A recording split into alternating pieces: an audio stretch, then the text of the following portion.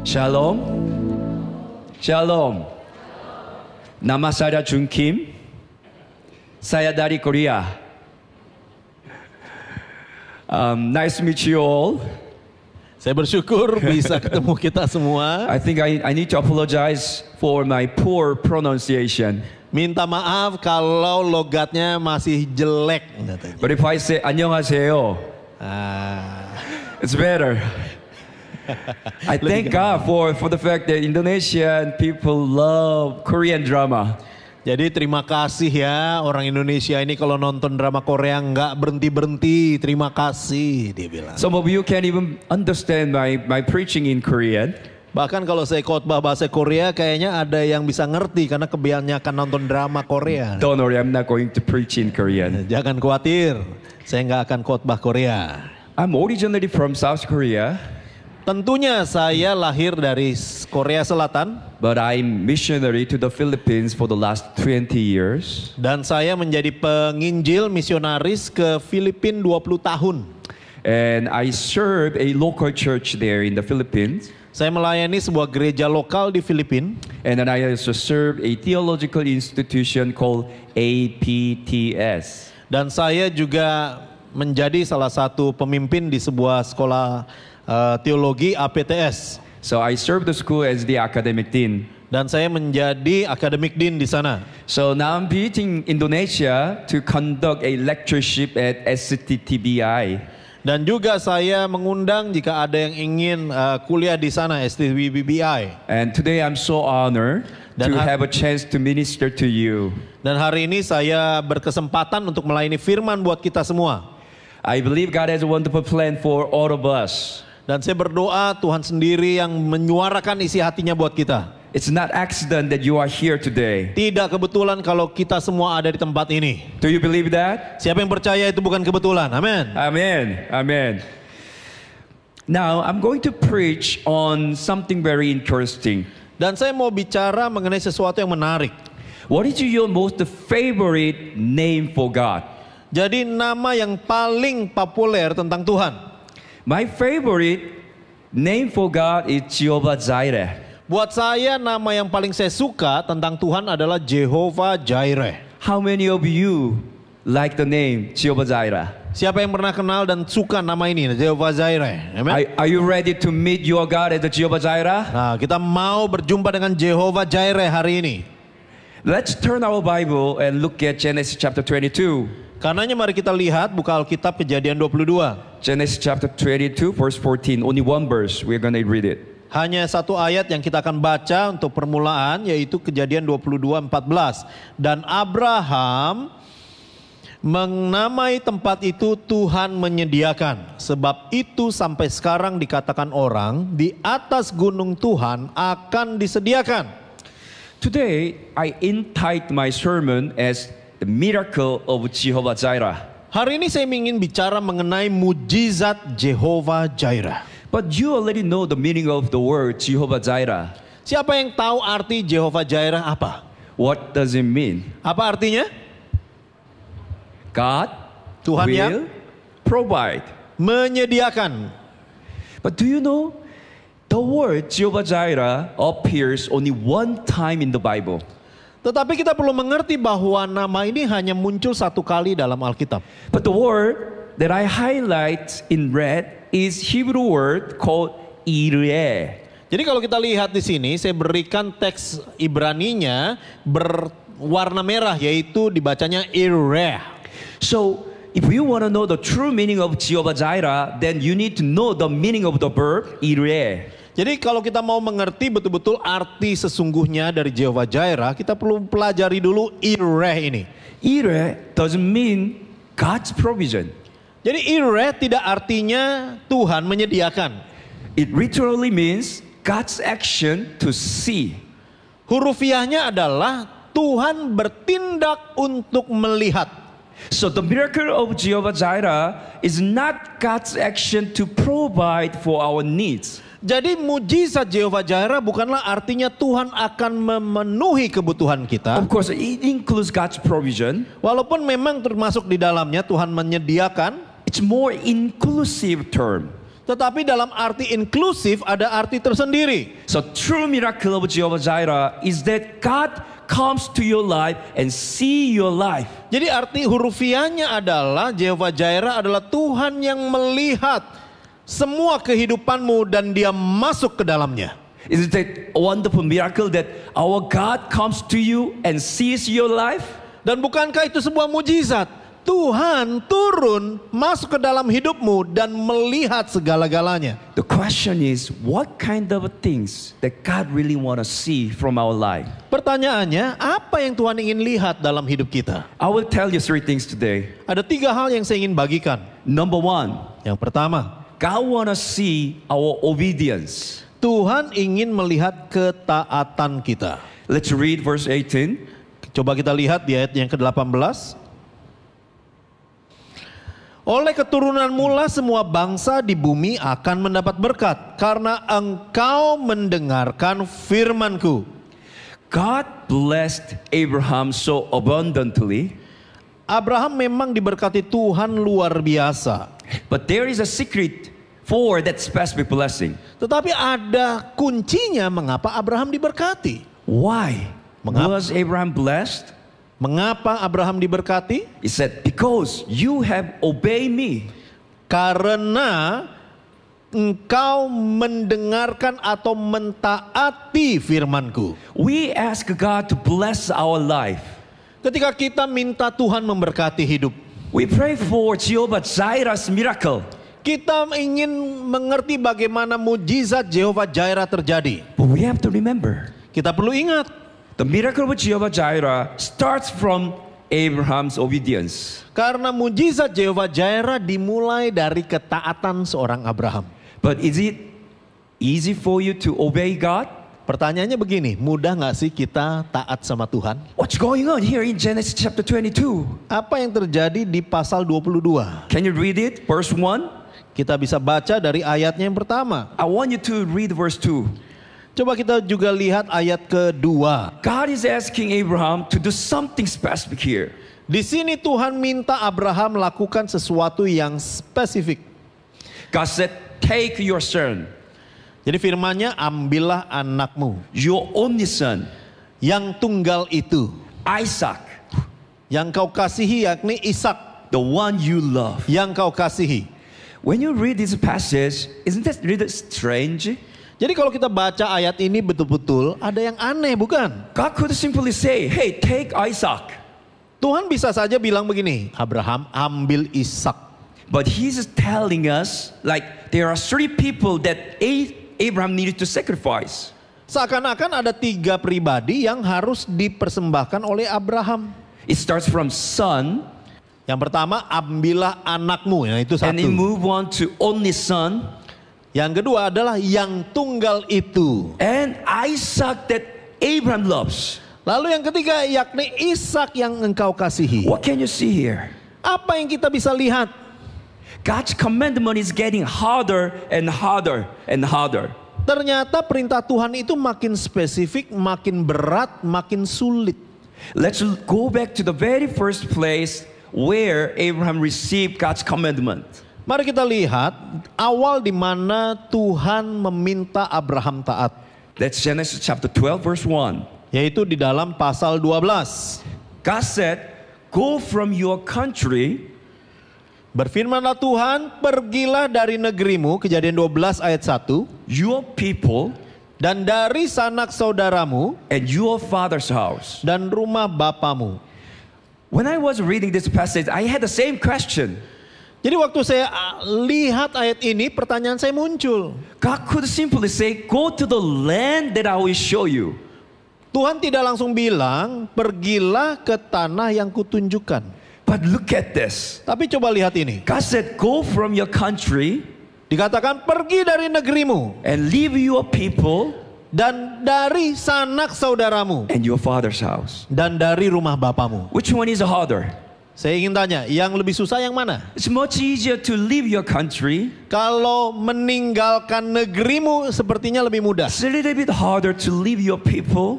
Tapi untuk lepas dari semua keluarga besar lebih susah. And that is the most difficult part, to leave your father's house. Dan yang lebih berat adalah meninggalkan rumah bapamu sendiri. God's commandment is getting harder. Ternyata perintah Tuhan itu makin lama makin sulit. When God has asked us to do something, I found it always challenging. Jadi ketika kita melihat permintaan ataupun tuntutan Tuhan, paling menegangkan, saudara. If you finish something that He's gonna tell you to do something more. Kalau kita sudah menaati Tuhan dalam satu hal, lalu diminta lebih lagi dari itu. That is called God's training center for patient, the obedience. Itulah yang saya sebut adalah masa-masa kita dilatih oleh Tuhan untuk taat. So there are good news and bad news. Jadi ini bisa kabar baik, bisa kabar buruk. Good news is when you are in God's training center, your faith will grow. Kabar baiknya kalau kita ada dalam pusat sekolah ketaatan Tuhan, iman pasti naik. And then the bad news is this. Dan masalahnya adalah kabar buruk. You will never graduate from the school. Kita nggak pernah akan lulus. Pasti tetap ada di sekolah itu terus. Do you agree? Betul nggak? It happened to my life. Itu pun yang terjadi dalam hidup saya. You know, a lot of people ask me, why is that you could serve the Philippines as a missionary for the last 20 years? Selama 20 tahun banyak orang bertanya, pendeta, kenapa saya mau jadi misionaris ke Filipina? My answer was, I don't know. Jawaban saya, wopu cetawa. Because when I first went to the Philippines, I didn't want to be a missionary. Pertama kali saya mendarat di Filipina, saya nggak mau jadi evangelis. I wanted to study there and then go to Europe to take my PhD studies. Rencana saya adalah saya ambil studi teologi saya di Filipina, lalu ke Eropa untuk ambil program lanjutan doktoral. I always follow God's direction every day. Saya selalu arahan Tuhan itu saya dengar setiap hari. And it took me 20 years. Dan butuh 20 tahun, saudara. Let me just tell you what happened just 7 days after my arrival to the Philippines. Jadi begini ceritanya, 7 hari setelah saya tiba di Filipina. I was attending our English service. Saya ada di dalam ibadah bahasa Inggris. My English was so terrible. Inggris saya amburadul. Can you understand my English right now? Sekarang ada yang ngerti nggak bahasanya Pastor Jun nih? Thank you for nodding your head. Ya, thank you ya kalau udah ada yang ngangguk-ngangguk, terima kasih. My English was so terrible. I couldn't understand anything except amen and hallelujah. Tapi dulu saya cuma bisa bilang amin haleluya bahasa Inggrisnya. But when I was attending the service, God spoke to me in my heart. Dan waktu saya ada di dalam ibadah bahasa Inggris, Tuhan bicara. Jun, I want you to do something. Jun, kamu harus lakukan satu. What's that, Lord? Lakukan apa, Tuhan? He said, you're gonna lead the praise and worship in English. Kamu harus pimpin pujian penyembahan bahasa Inggris. You are just clapping your hands, right? Waduh, pada tepuk tangan Come ya. on. Nah. But you know what? I was afraid. Tapi tahu nggak, saya gemeteran. And then I told God, how can I do it? Saya bilang, Tuhan bagaimana ceritanya? I don't know how to speak in English. Saya ngomong bahasa Inggris aja belepotan. God said, just to do it. Tapi Tuhan bilang, lakukan. So I just sat down and then I got the music notes and then I start writing down all those pronunciation, like how great is our God, you know, all the letter sounds. Jadi yang saya bikin begini, saudara. Saya bikin namanya lirik lagu ditulis, lalu saya hafalin betul-betul pronunciation-nya. How great is our God. So I was just playing the guitar and then just look at the worship song sheet. I couldn't even barely look at the people there because I was so afraid. Jadi saya ambil gitar, saya lihat lirik musiknya, saya nggak berani lihat jemaat karena saya hanya fokus sama kata-kata. I remember nothing. Saya nggak ingat apa-apa. But praise the Lord, the worship time went very well. Tapi puji Tuhannya ibadah jalan bagus. And then I was feeling like, okay, I'm done.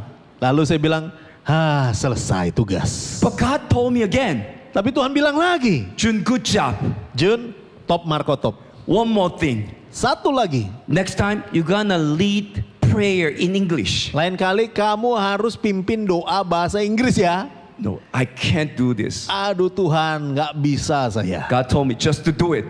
Tuhan bilang lakukan. I sat down again, and then I wrote all the beautiful prayer in Korean and translated into English. Jadi saya duduk lagi, saya tulis doa yang manis, bagus bahasa Korea, lalu terjemahin pakai bahasa Inggris. You know, Koreans are really good at memorization.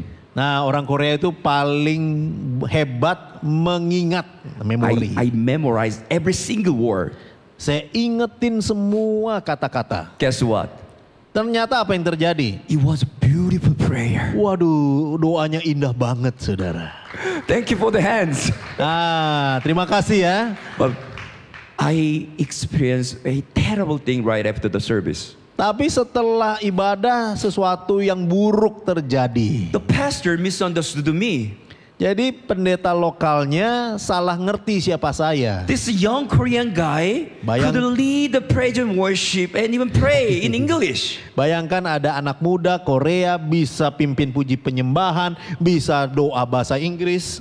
So when we had a table fellowship, you know, for pizza, the pastor asked me to pray for the table fellowship. Kemudian ada ramah tamah dong. Nah, di ramah tamah itulah si pendeta lokal minta, kamu yang doa makan. I never ever memorized any prayer for table fellowship. Saya nggak pernah punya catatan nyontek doa makan.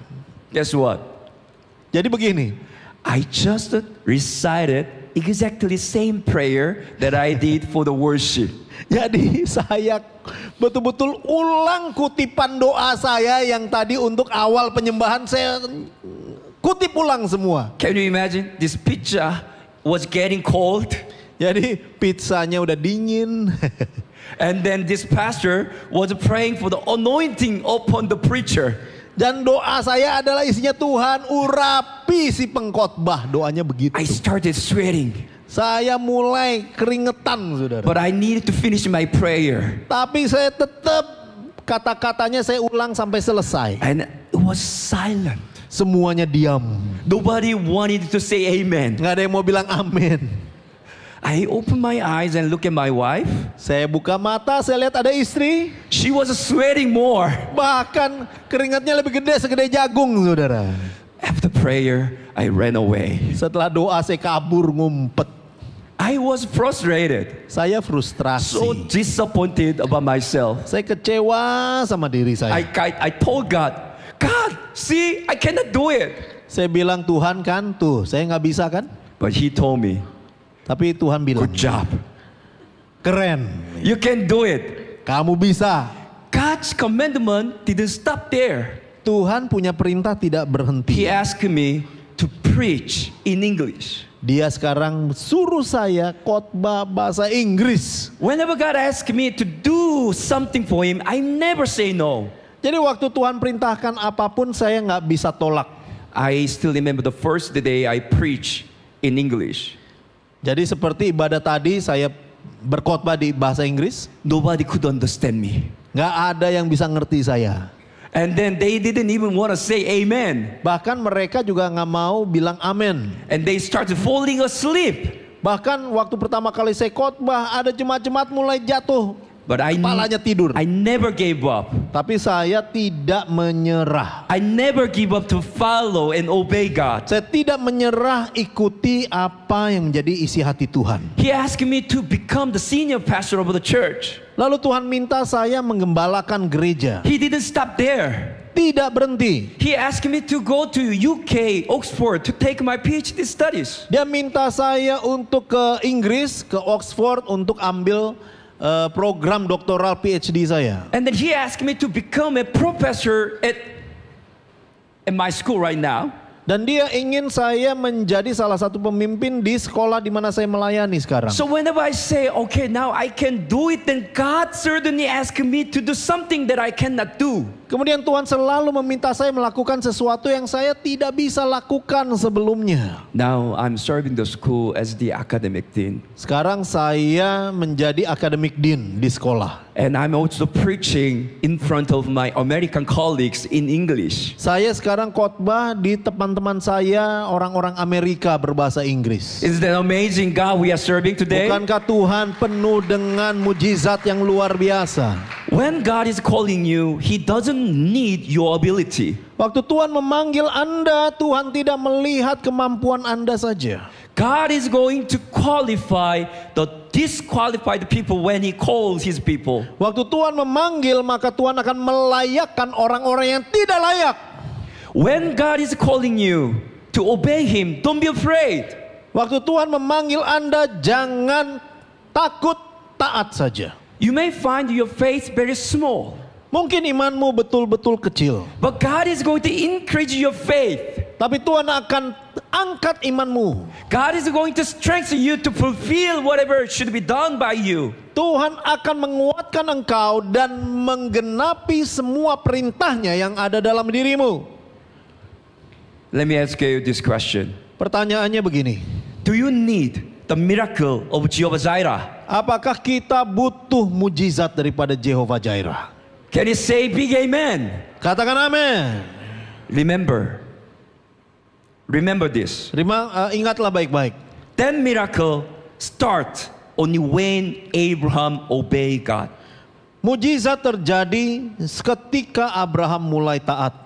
What is God asking you to do in your daily lives? Apa yang Tuhan minta kita lakukan sehari-hari? Are you willing to obey Him? Kita mau tidak taat sama Tuhan? Are you eager to obey God? Apakah kita mau betul-betul menaati Tuhan? Can I hear big amen? Bilang amin. Say, I want to obey God. Katakan, Tuhan, aku mau taat. Then hallelujah, we are ready to move on to the second point. Dan kita bisa masuk ke dalam poin berikutnya.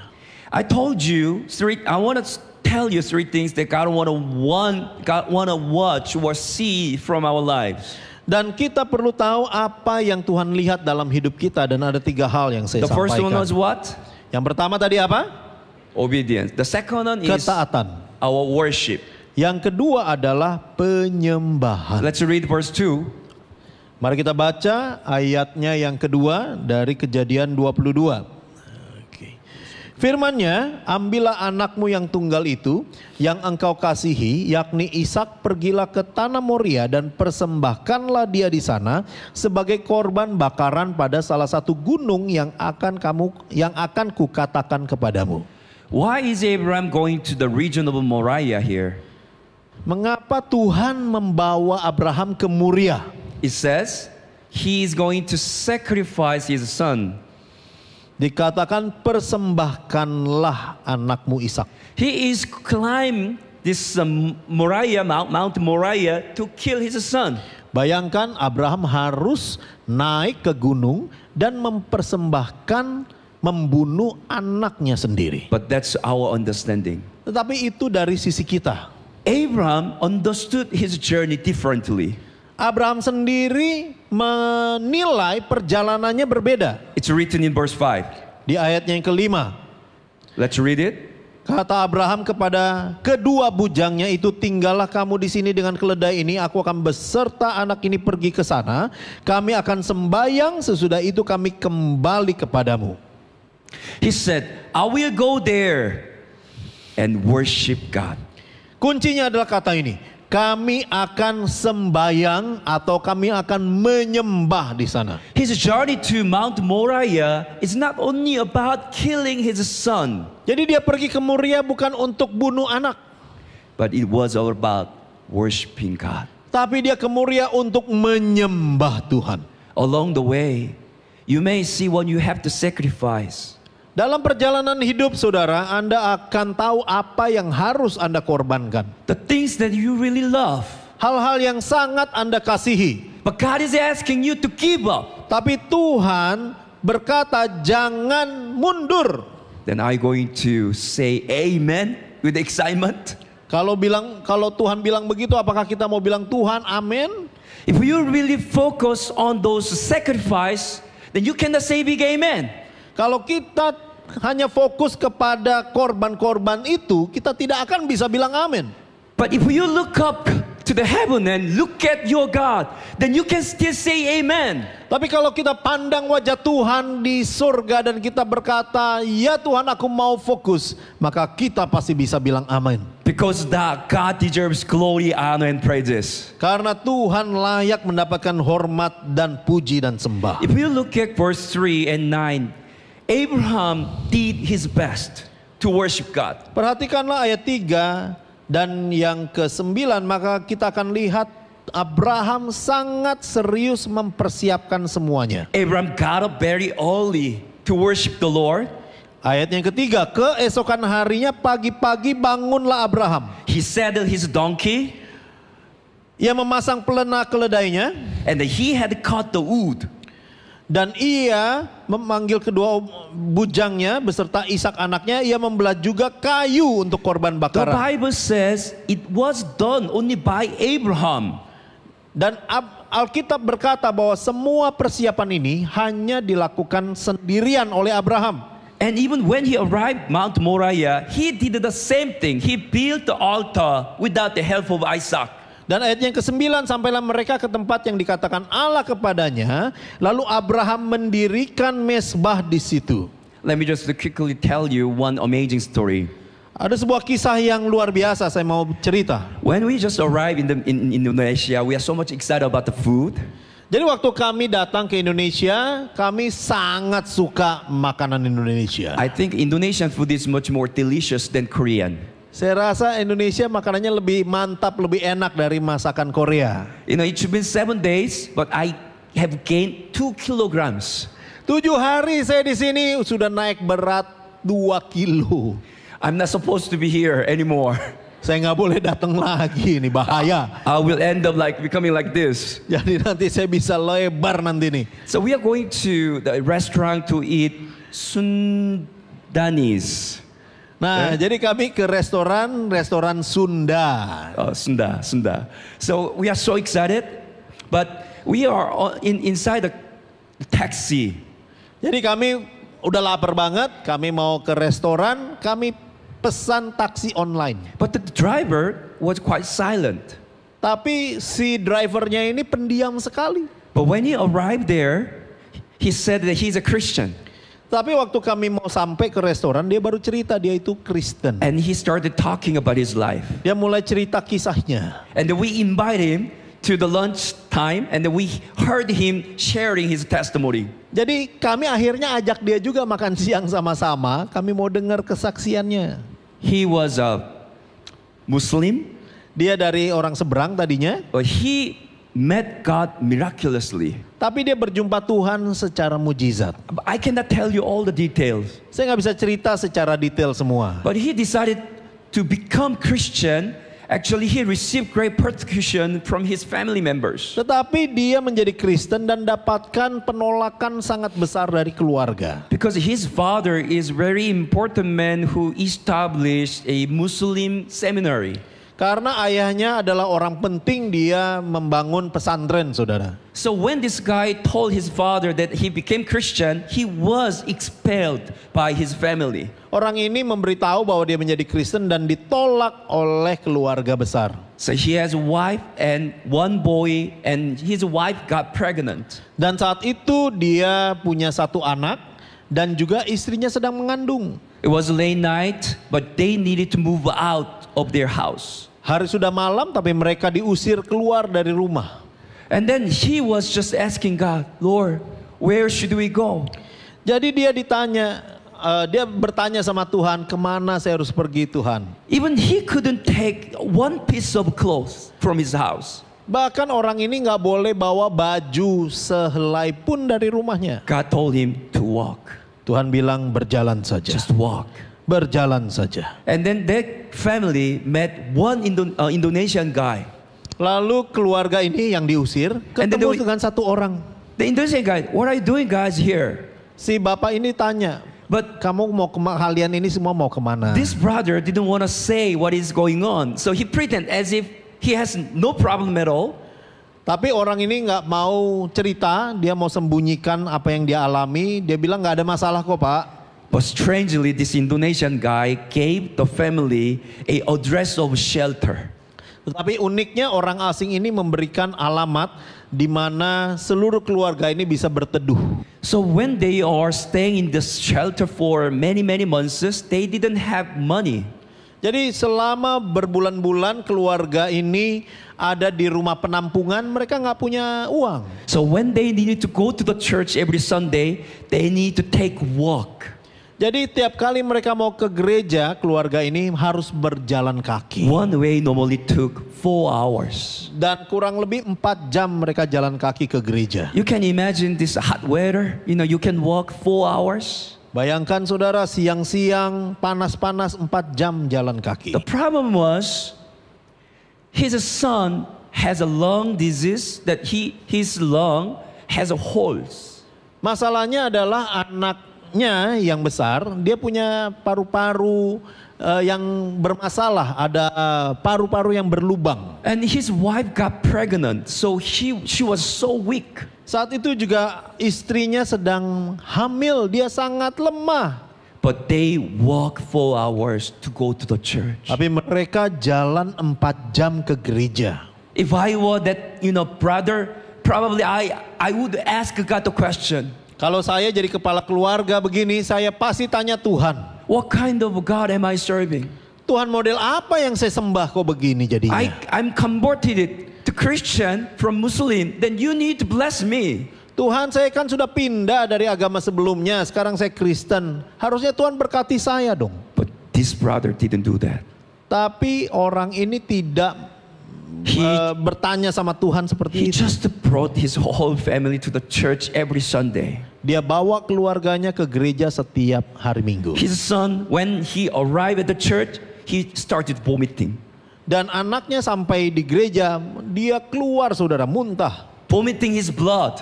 Dan yang keluar adalah darah. But never stop going to the church. Tapi tidak pernah berhenti datang ke gereja. Whether sunshine or rainy, they chose to go to the church every Sunday 4 hours. Apakah hari hujan atau hari terik, selalu datang ke gereja 4 jam. Never complain to God, but they chose to worship God. Tidak pernah komplain, mereka hanya menyembah Tuhan. You know what happened? Apa yang terjadi? God miraculously healed the boy. Hallelujah. Tuhan sembuhkan anak ini secara mujizat. Haleluya. The boy didn't receive any medical treatment. Anak itu tidak pakai obat apapun dari dokter. But God healed the boy who was vomiting the blood. Tapi Tuhan sembuhkan si anak ini yang tadinya muntah darah. What an amazing God are we serving. Hallelujah. Betapa dahsyatnya Tuhan kita. Let me ask you this question. Saya ingin bertanya. You might be facing a lot of difficulties in your life. Mungkin ada di antara kita punya masalah-masalah besar. You cannot even share this problem with someone like your brother and sister in the church. Bahkan saking berat masalah itu Anda nggak bisa sharing dengan yang lain. You may start asking God the question, why me? Mungkin Anda bertanya sama Tuhan, kenapa saya ya? What are you doing, Lord? Tuhan, saya sudah buat apa? But you know what? Tapi apa yang terjadi? Abraham never stopped worshiping God. Abraham tidak berhenti menyembah. He did his best in worshiping God in the place of suffering. Dia lakukan penyembahan yang terbaik di saat-saat menderita. Are you willing to worship God in the midst of suffering? Apakah kita siap menyembah justru di saat kita menderita? Then can you tell this to yourself? Bisakah kita berkata dengan diri sendiri? Just call your name. Untuk panggil nama kita sendiri. June, never give up. Daniel, jangan engkau menyerah. Tell yourself, June, never give up. Sebut nama Anda sendiri, jangan menyerah. June, never give up to worship God. Jangan menyerah untuk menyembah Tuhan. June, stand up. Daniel, tetap berdiri. June, let's go to worship God. Daniel, ayo tetap menyembah Tuhan. Because He deserves glory, honor, and praises. Karena Hallelujah. Tuhan layak menerima puji, sembah, dan hormat kita. Remember, the miracle of Jehovah Jireh happens from the place of obedience and worship. Penyembahan dan ketaatan akan menghasilkan mujizat Jehovah Jireh. I want to just quickly move on to the last point. Saya masuk ke dalam poin berikutnya. What does God see in our life? Apa yang Tuhan lihat dalam hati From the kita? beginning, number one, Sejak awal yang pertama, our obedience. ketaatan. Number two, Yang kedua, our worship. And lastly, penyembahan kita. Dan yang ketiga, He sees our needs. Tuhan melihat kebutuhan kita. He already sees what we need. Hallelujah. Tuhan tahu apa yang kita butuhkan.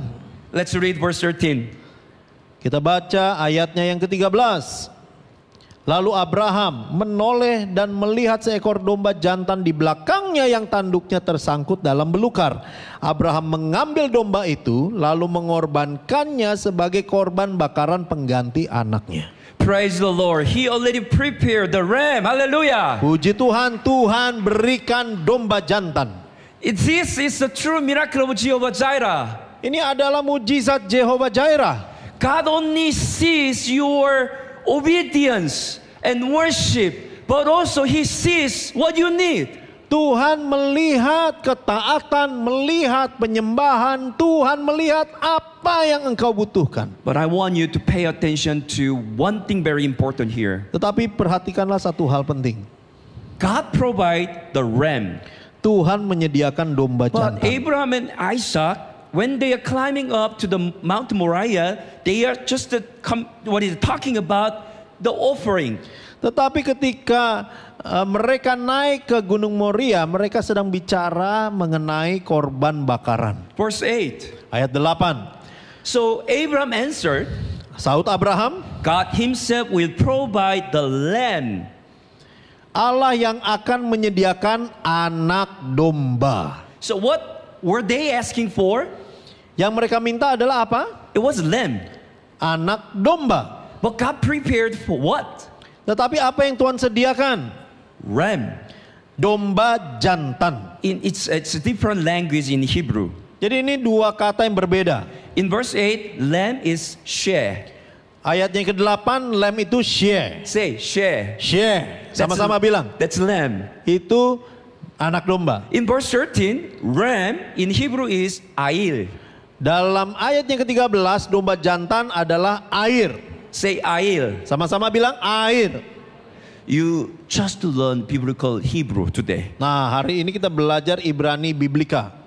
The question is, what is the difference? Apa pertanyaannya, berbedanya di mana? Why is that God provide ram instead of lamb? Mengapa yang disediakan domba jantan bukan anak domba? Lamb in verse 8 is meant to be used for family worship or individual worship. Ayat yang ke-8 dipakai domba, anak domba, oleh karena anak domba dikorbankan dalam setting penyembahan keluarga. But ram is a special offering for public worship. Tetapi domba jantan diberikan ketika ada yang namanya ibadah publik ataupun massal. So what's going on here? Apa yang terjadi? God is inviting Abraham, Isaac to the public worship. Tuhan mengundang Abraham dan Ishak masuk ke dalam yang namanya penyembahan publik. Abraham and Isaac wanted to worship God for their family. Tadinya Abraham dan Ishak menyiapkan sesuatu untuk level keluarga, But God has another plan. tetapi Tuhan menaikkannya. Because the worship was not simply for Isaac and Abraham, Karena penyembahan bukan untuk kepentingan Abraham dan Ishak, but the worship was for all nations. tapi penyembahan adalah untuk seluruh bangsa. He is inviting all nations to Mount Moriah right now. Tuhan mengundang semua bangsa-bangsa datang ke Gunung Moria. Verse 17 and 18. 17-18. So God blessed Abraham in verse 17. Ayat 17, maka aku akan memberkati engkau berlimpah-limpah. So he said, I will surely bless you. Ayat 18, oleh keturunanmu semua bangsa di bumi mendapat berkat. How many of you need that blessing? Siapa yang membutuhkan berkat Tuhan? Lord, I need a blessing. Tuhan, aku butuh berkat. God is continually saying this. Inilah yang Abraham katakan. Your descendants will take possession of the cities of their enemies. Hallelujah. Ayat 17, keturunanmu sangat banyak seperti bintang di langit dan pasir di laut menduduki kota-kota musuhnya. Is that great blessing for you and your descendants? Inilah ayat berkat bagi Anda dan seluruh keturunan kita. But God's blessing of Jehovah Jireh doesn't stop there. Tetapi Jehovah Jireh tidak berhenti memberkati sampai di sana. Remember verse 18. Ayat 18, ingatlah. He said, through your offspring, Oleh keturunanmu lah all nations on earth will be blessed. semua bangsa di bumi akan mendapat berkat. Hallelujah. Haleluya. When God wants to bless you, it's not limited to you and your family. Waktu Tuhan memberkati Anda bukan hanya untuk keluargamu saja. God's plan is bigger than yours. Rencana Tuhan lebih besar daripada rencanamu. God's power is bigger than yours. Kuasa Tuhan lebih besar daripada kuasamu. God can use you and your family to bless the whole nation. Tuhan memakai engkau dan keluarga memberkati bangsa-bangsa. Believe it. Percayalah. Receive it with the faith. Terima dengan iman. Thank you for the blessing, Lord. Terima kasih Tuhan I untuk need that berkat. blessing, Lord. Aku butuh berkat. I want to just share my last testimony. Saya ingin tutup dengan sebuah kesaksian. You know, I'm a missionary to the Philippines, so we went through a lot of difficulties. Dan ketika saya pindah ke Filipina banyak masalah yang muncul. Some of my friends may say, hey, Pastor, you always look good. Ada yang bilang, Pastor, kamu kok kelihatan betul-betul mantap. You are from South Korea. Kamu dari Korea Selatan. You sometimes look like a Korean actor. Pastor kayaknya, ya. You don't agree, huh? Kayaknya saudaraan sama Korean actor deh. Gitu. It's okay, I know. But we had a really difficult times long time ago. Tapi bertahun-tahun lalu kami hidupnya susah sekali. Don't worry, I'm doing very well now. Tapi hari ini mantap lah. About 18 years ago, we had no rice. 18 tahun yang lalu kami saja tidak bisa makan nasi. Can you believe we didn't have rice to eat? Bayangkan saudara, tidak ada nasi kami bisa makan. And my daughter was sick, but we couldn't bring her to a hospital because we didn't have money. Putri saya ketika sakit, kami tidak bisa bawa rumah sakit karena tidak ada hepeng. So I was praying to God. Gak ada uang maksudnya. Jadi saya berdoa sama Tuhan. I was complaining to Him. Saya berdoa, Tuhan, Lord, what's going on? Tuhan, kayak naon gitu kan? Ada apa ini? I came here as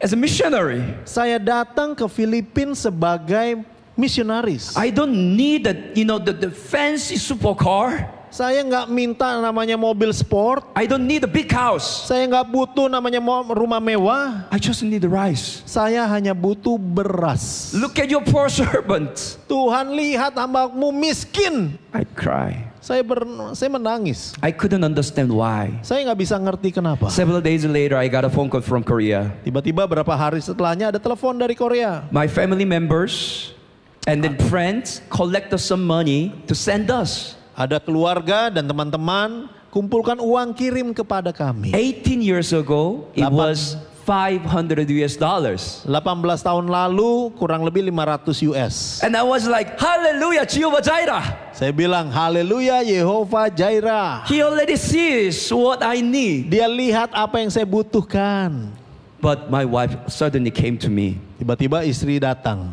And what are you going to do with the money? Kita mau buat apa 500 US? I'm going to buy rice. Saya bilang saya mau beli nasi. And she said, calm down, let's talk. Dia bilang, ayo tenang, duduk dulu yuk. This money was sent by our people for actually to celebrate the first birthday of my eldest daughter.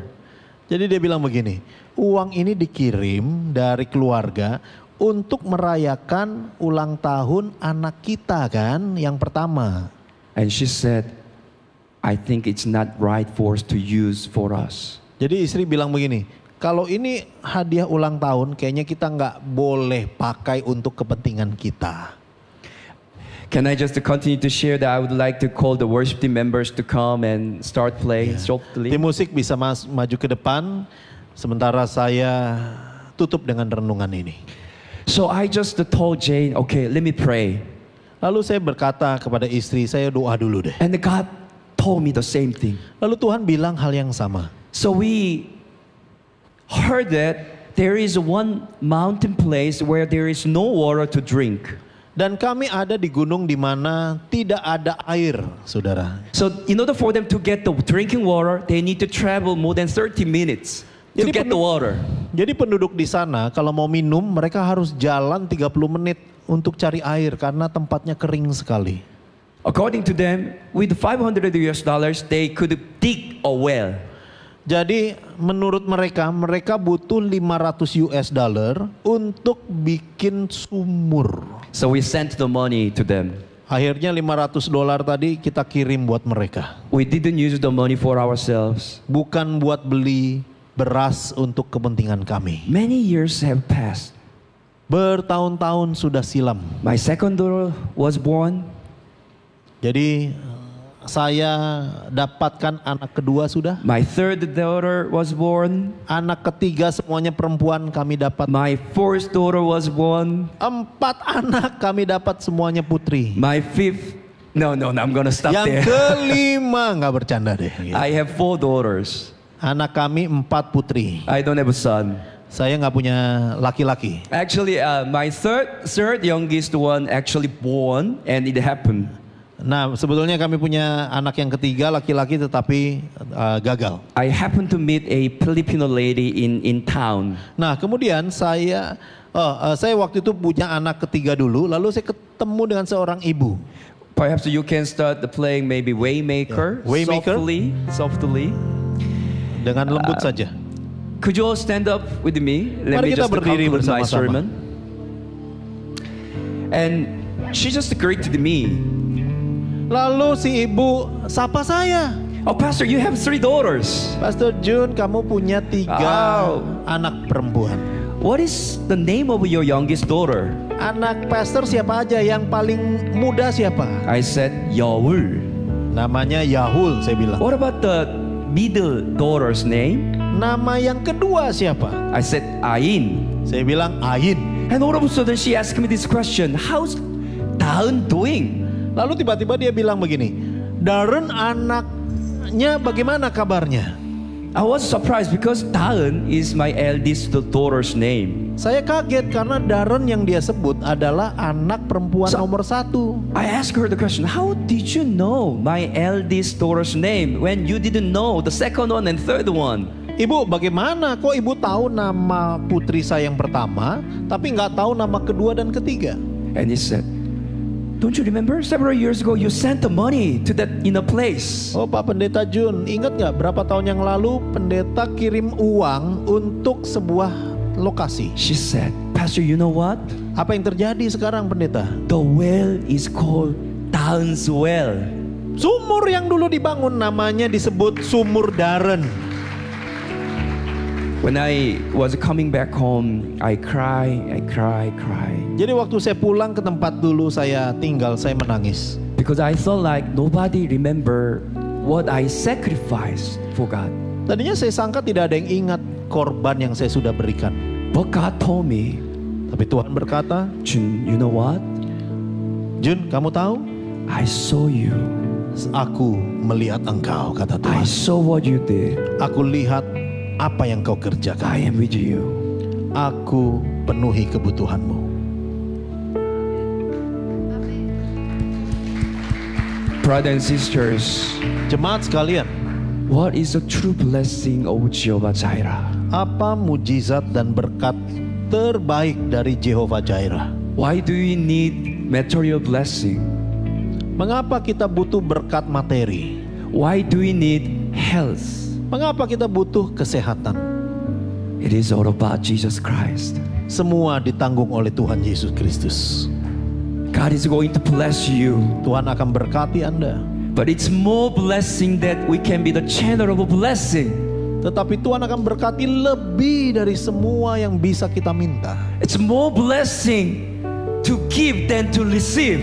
Itu berkat yang terindah adalah memberi dan bukan menerima.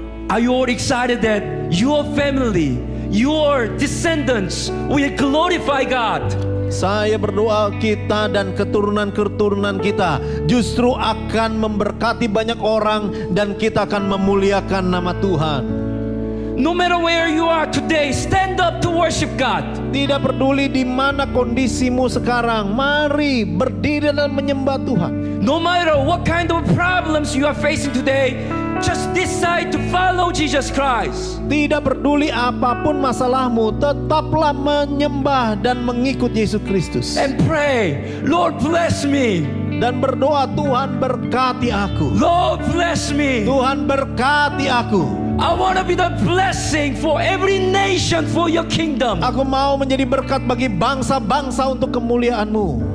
Now, as we just sing the chorus part softly, I want Kita to pray for nyanyikan you. refrennya saja dengan lembut.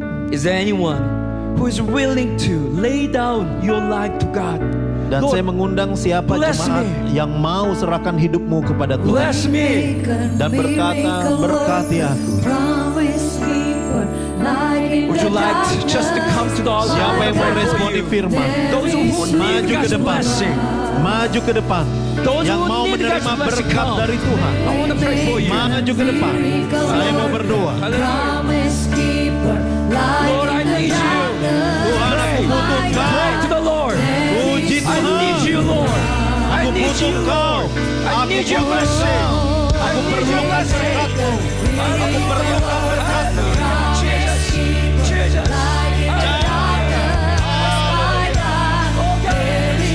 Tuhan, Engkau yang jamah. Engkau yang jamah.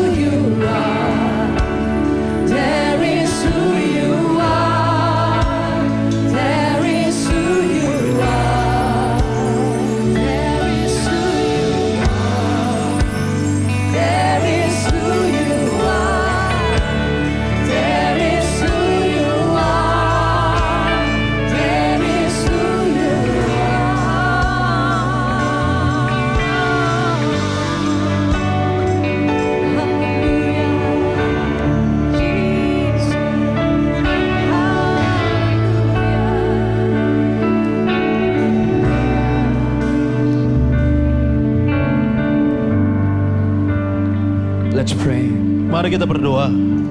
Heavenly Father, we are. Bapa surgawi yang kami kasihi, We are desperately waiting for you right now. kami ada dalam hadirat-Mu menantikan Engkau. I'm crying out before your presence right now. Kami bersyukur dan kami berseru dalam hadirat-Mu. Lord, we are waiting for you. Kami menantikan Engkau.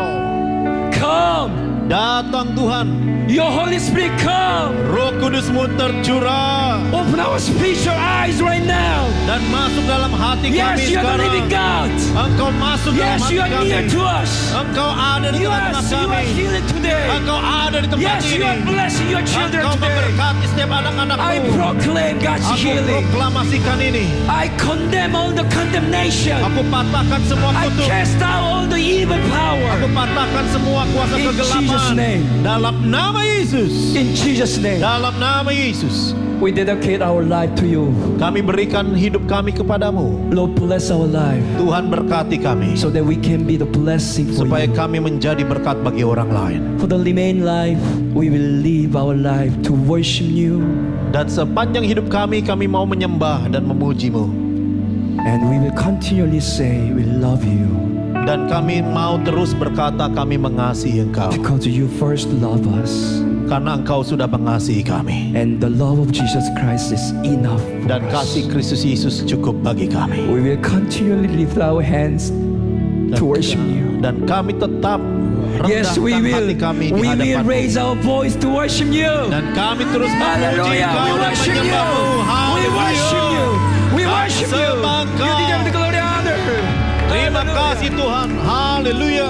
Continue to use this church. Tuhan yang jamah pakai gereja ini. Continue to use every single person here. Tuhan pakai setiap jemaat di tempat Yes, so ini. your name will be glorified. Dan namamu yang dimuliakan. In Jesus' name. Dalam nama Yesus. Amen. Amen. Puji nama Tuhan.